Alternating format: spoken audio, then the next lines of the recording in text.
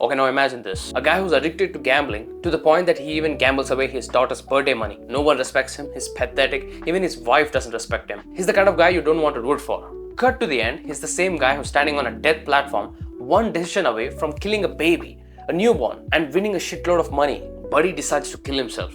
Why?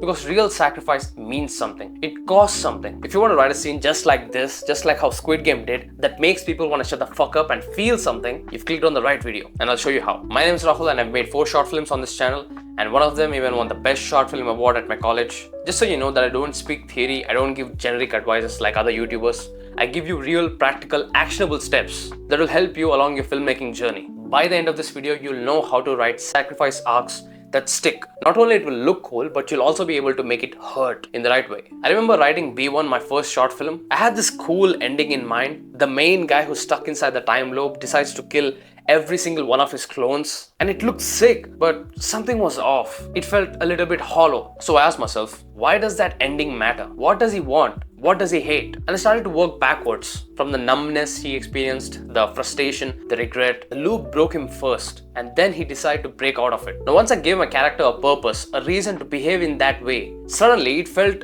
very real. It stopped being just cool, and it felt like something that would actually happen. And that's how I found the ending and managed to execute it perfectly. You want to write stories like that? Let's tear apart the bullshit first. Most beginner writers, beginner amateur filmmakers, what they think sacrifice is, they think sacrifice is showing a guy who's crying, slow music starts to play, it's sad, maybe a goodbye letter, and they kind of force the audience to feel sad. That's why the audience doesn't feel it. It's fake, it's lazy, and most importantly, it's forced. They write dad sacrifices his daughter like a checkbox or something. Some of them do understand that in order to make a sacrifice work, there should be some sort of emotional bonding between characters.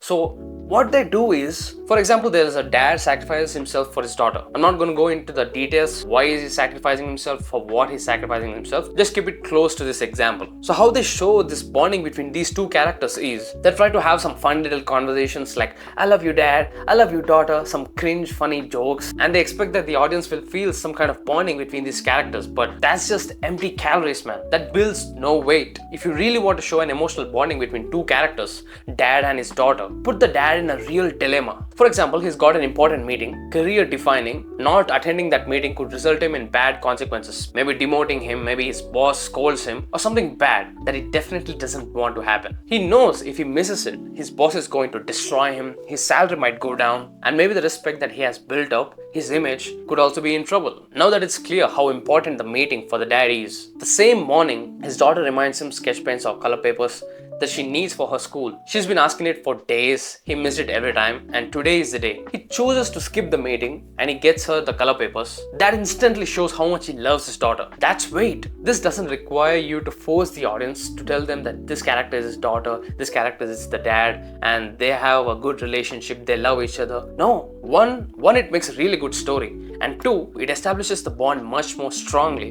and organically. So if you want to earn your final sacrifice, start there. Now let me quickly tell you the step-by-step process behind writing a sacrifice arc. Step 1.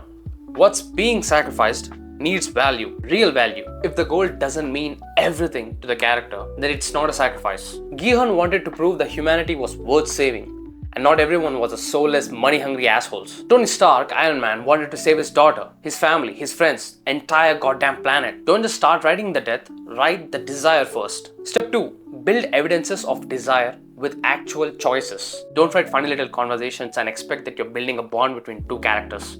Show actual decisions, like that dad who was picking sketch pens over his job. Small moment, but big meaning. That's the emotional evidence you stack before the sacrifice. Step 3. Force a choice that hurts. Make it easier to not sacrifice. Like if you give your character 2 choices where one requires them to sacrifice and one requires them to not sacrifice, make the non-sacrifice part much more easier to act, much more obvious. For example, Gi-Hun could have killed the baby and walked away with a shit ton of money, but he gave up his life to prove one thing, that humanity is still worth a damn. I've seen a lot of memes that if it was you and me, that we would just kick the baby and just take home the money. That would work if it were you and me, but it wouldn't work for Gi-Hun as the character. And that's what makes it as a sacrifice. Step 4.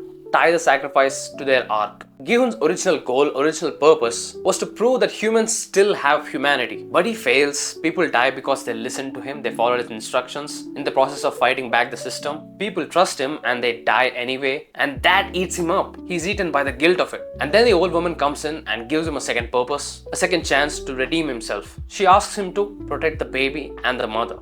And the mother dies as well later in the series, and he even makes a promise to her that he'll protect the baby. So in that final moment when Gi-Hun sacrifices himself, it closes both the loops. One, his original belief is upheld. Two, his promise to the old woman and the mother has been fulfilled. That's how you finish an arc like a fucking pro. Step 5.